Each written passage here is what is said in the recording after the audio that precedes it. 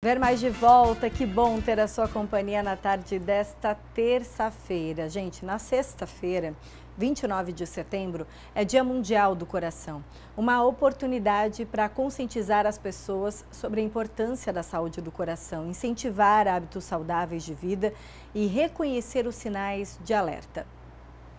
No curta da Disney, Cabeça ou Coração, é possível entender de um jeito bem lúdico o funcionamento dessas duas importantes partes do corpo. Eles se completam e precisam andar juntos, em parceria. Nesta animação... Hospital Santa Catarina apresenta o quadro Posso Completar? No curta da Disney, Cabeça ou Coração, é possível entender de um jeito bem lúdico o funcionamento dessas duas importantes partes do corpo. Eles se completam e precisam andar juntos, em parceria. Nesta animação, o coração é vibrante, cheio de energia e saúde, querendo viver intensamente. Mas para que você entenda esta mensagem, vai ser preciso ativar agora a sua cabeça, ou melhor, a sua consciência. Preste atenção ao alerta desta nutricionista do Hospital Santa Catarina para um dos fatores de risco do coração. Um dos fatores é o alto consumo de sódio, resultando no aumento da pressão arterial e a longo prazo podendo desenvolver a hipertensão, e o alto consumo de gordura saturada, gordura trans, podendo essa gordura ser acumulada na parede dos vasos sanguíneos, das artérias, podendo resultar em uma aterosclerose e outras doenças cardíacas. Então, quais são os alimentos ricos em sódio? Molhos prontos, conservas, enlatados, pipocas prontas de micro-ondas, os industrializados no geral, e também os alimentos ricos em gorduras. Gorduras saturadas e o colesterol, que geralmente são encontrados em alimentos de origem animal, carnes mais gordas, manteiga, queijos, creme de leite, e também evitar a gordura trans que está nos alimentos industrializados. Biscoitos recheados, sorvete, massas prontas de bolo, fast foods. Além de má alimentação, obesidade, diabetes não controlada, colesterol elevado não controlado, outro fator de risco é o histórico familiar. Por isso, a orientação é fazer exames. A doutora Victoria recomenda um exame bem simples e rápido de fazer. Quando a gente tem um paciente que tem fatores de risco, então, como tu comentou, história familiar, um colesterol mais alto, hábitos de vida que talvez não sejam tão saudáveis, a gente pode, e esse paciente não tem sintoma, a gente pode partir do score de cálcio. Então, a gente vai olhar a calcificação coronariana nesse paciente e aí vai conseguir predizer o risco desse paciente nos próximos anos. Risco de ter infarto, de ter AVC, de ter algum evento coronariano. Nem sempre um exame do coração precisa ser feito diante de uma doença ou um sintoma. Imagine comigo a seguinte situação. Você de repente quer sair do sedentarismo. Encontra um grupo de corrida, quer começar a correr. Mas será que o seu coração aguenta? A resposta pode estar em um exame chamado ecocardiograma. Aqui comigo o Dr. Gabriel. Doutor, que exame é esse? Então, Vanessa, o ecocardiograma é um ultrassom do coração, no qual a gente aplica um gel sobre o tórax do paciente, através de uma pequena sonda, a gente vai conseguir fazer a avaliação de todo o coração, desde a avaliação do tamanho do coração, da estrutura, até mesmo poder avaliar as válvulas, o músculo, como é que o músculo está se movimentando, se existe alguma alteração estrutural ou não.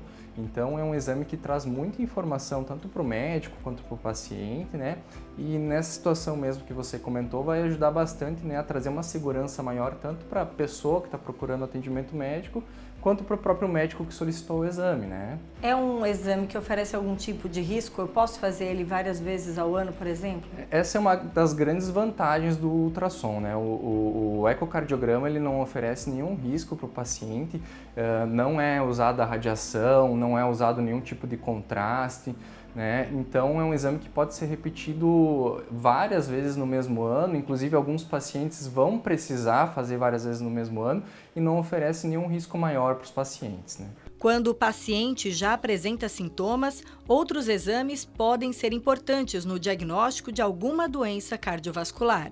Depois a gente tem alguns outros exames, como a angiotomografia, a ressonância, e a angiotomografia de coronária a gente vai usar para fazer uma avaliação da anatomia coronariana e dos vasos propriamente ditos, e se eu tenho lesão obstrutiva ou não. Então aí eu já não estou atuando num paciente assintomático, eu vou estar atuando num paciente com dor torácica ou com alguma queixa.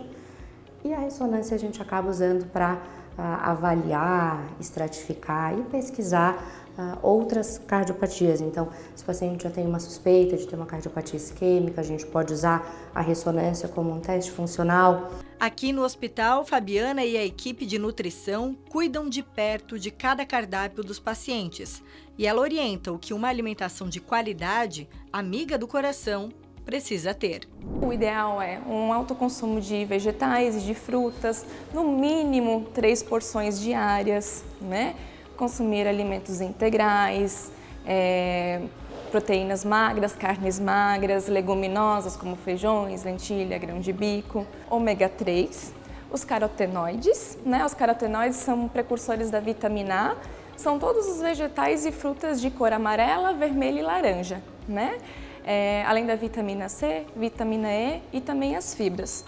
Todos esses nutrientes eles têm potencial antioxidante, anti-inflamatório e ajudam a fazer esse controle ali das gorduras, né, e do sódio no nosso corpo.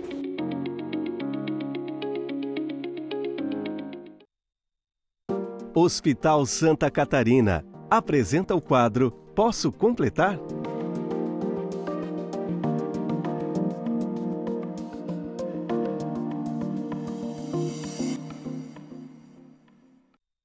E agora, para completar a nossa reportagem, esclarecer melhor o assunto para você, temos aqui o Dr. Felipe Barbosa Amaral, cardiologista, médico do Hospital Santa Catarina, o único que cuida da sua saúde por completo. Boa tarde, doutor. Bem-vindo. Boa tarde, muito obrigado. O que o senhor poderia completar com relação à saúde do coração? Por exemplo, quais são as doenças cardiovasculares mais comuns? As doenças cardiovasculares, eu posso te dizer com segurança que são as doenças que mais causam óbito no mundo, né? Não fora causas externas. Então nós temos doenças muito insidiosas que começam às vezes com pouca idade, mas que vão trazer repercussão negativa no futuro, como por exemplo a hipertensão arterial sistêmica, a dislipidemia, né? E o somatório dessas situações, como maus hábitos, como tabagismo, sedentarismo, alimentação inadequada, lá no futuro podem trazer várias situações maléficas, como por exemplo o infarto, um acidente vascular cerebral, doenças funcionais do coração, como insuficiência cardíaca, o paciente perde capacidade física, capacidade funcional e fica bastante limitado em função disso. Todas coisas preveníveis, né? Hoje os tratamentos evoluíram muito, né? Existem muitas opções de tratamento para doenças cardiovasculares, embora a gente queira sempre a prevenção, né? Mas os tratamentos estão cada vez mais modernos, né? Com certeza, né? A prevenção é sempre mandatória, a gente tem uma infinidade de coisas que podemos fazer para prevenir, para que o paciente não venha desenvolver a doença, mas uma vez manifesta, nós temos um arsenal terapêutico hoje muito eficiente para todas essas doenças, né? Um paciente hoje não controlar um diabetes é uma coisa praticamente inaceitável. Existem uma infinidade de medicamentos, de tratamentos que podem controlar uma hipertensão, às vezes uma hipertensão mais refratária, medicamentos para ajudar na cessação do tabagismo, medicamentos para ajudar na perda de peso. Então, hoje a gente tem toda uma gama de medicamentos e tratamentos que conseguem agregar bastante em função disso também. Doutor, uma doença puxa a outra, né? Obesidade, diabetes não controlado, colesterol também muito alto, não controlado, faz com que esse coração não aguente, né? Ele acaba sofrendo as consequências. Com certeza, né? Na verdade, as doenças cardíacas, o coração é um órgão extremamente complexo, né? Tem questões mecânicas, hormonais, que regem o funcionamento do coração. Então, para você ter uma ideia, um infarto ou uma angina, uma dor no peito de causa cardíaca anginosa, a gênese dela começa lá atrás em um paciente que tem um colesterol alto e desenvolve aterosclerose, que é o depósito de gordura nas artérias. Isso acontece por uma sucessão de situações. O paciente vai ter uma inflamação na parede da artéria, essa inflamação ela é potencializada pelos fatores de risco como hipertensão, a própria presença da dislipidemia, o tabagismo. Então, de maneira multimodal, multifatorial, aquilo vai acontecer no passar dos anos, uma vez que eu não faça a prevenção adequadamente. Doutora, a gente pediu para o pessoal participar com a gente, tem perguntas aqui no telão. Vamos ver quem pergunta primeiro. É a Érica. Meu avô morreu com problemas no coração. Tenho muito risco de ter problemas também? Essa pergunta é bem interessante, depende muito de qual é o problema, né? O problema no coração é uma coisa bastante genérica. Por exemplo, o avô pode ter morrido de um infarto, que é algo que traz algum risco de cardiovascular por histórico familiar, né? Mas o avô pode ter morrido por uma doença valvular que é degenerativa e vai acontecer independente de fatores genéticos propriamente. Então teria que saber qual foi o problema que acometeu o avô, mas principalmente em termos genéticos a gente se preocupa muito com o parentesco imediato de primeiro grau.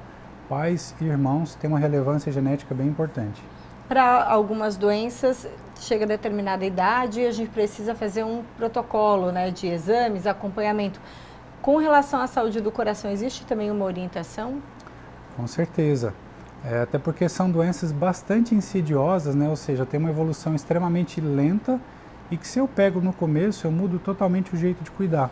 Então eu tenho que procurar ativamente, já que são condições que são muitas vezes assintomáticas até que acontece o pior.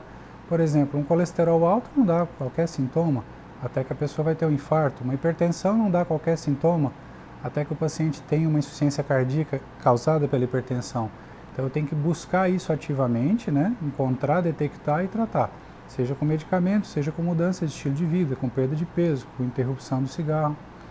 Perfeito. Tem mais pergunta, doutor? Vamos aqui dar uma olhadinha no nosso telão. Carolina, como diferenciar uma crise de ansiedade de um ataque cardíaco? Importante, esses dias fiz entrevista com uma paciente que relatava sintomas muito semelhantes. Essa pergunta é fantástica, ela demanda muita sensibilidade da parte do cardiologista, né? Eu já fiz bastante pronto atendimento cardiológico e realmente às vezes é bastante difícil. A gente tem que acreditar na queixa do paciente enquanto algo orgânico, até porque uma queixa psicossomática não existe um exame que faça o diagnóstico dela, então eu tenho que buscar, através de história clínica, de exame físico, alguma coisa que me dê substrato para acreditar que é ou não é, e lanço mão de exames complementares para diagnosticar.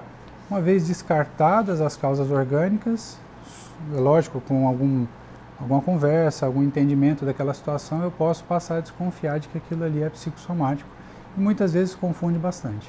Já que na sexta-feira é Dia Mundial do Coração, o que a gente pode destacar quanto à prevenção, doutor? Eu sou um grande partidário da atividade física, né? Eu acho que a atividade física ela não deveria ser opcional, não deveria ser uma coisa que faz quem quer, tinha que ser obrigatório, né? Igual escovar os dentes, né? Igual escovar os dentes, igual comer, igual dormir. Né? A atividade física tinha que ter até uma alíquota de imposto de renda diferente para quem fizesse atividade física, né? Eu acho que a atividade física regular, pelo menos 1 hora por vez, 3 vezes por semana é o mínimo. Né? A gente cuidar com o que a gente come. Eu, como cardiologista no consultório, eu não gosto de proibir, eu acho que a gente tem que ter uma vida legal, fazer coisas que gosta. Às vezes comer uma bobeirinha de vez em quando, mas eu convido os pacientes a fazer isso como exceção, né? As puladinhas de cerca na alimentação, comer uma bobeira de vez em quando, não é o que vai te matar. Mas se aquilo for a regra, aquilo vai trazer consequências ruins. Então, faça essas coisas em pequena quantidade para que possa fazê-las para sempre. Isso é o que eu convido e vamos fazer atividade física. Atividade física, boa alimentação já é meio caminho andado. Meio caminho andado, com tá certeza. Certo. Doutor, muito obrigada pela presença. A gente conversou então com o doutor Felipe Barbosa Amaral, cardiologista, no nosso quadro Posso Completar dessa terça-feira. Obrigada. Muito obrigado.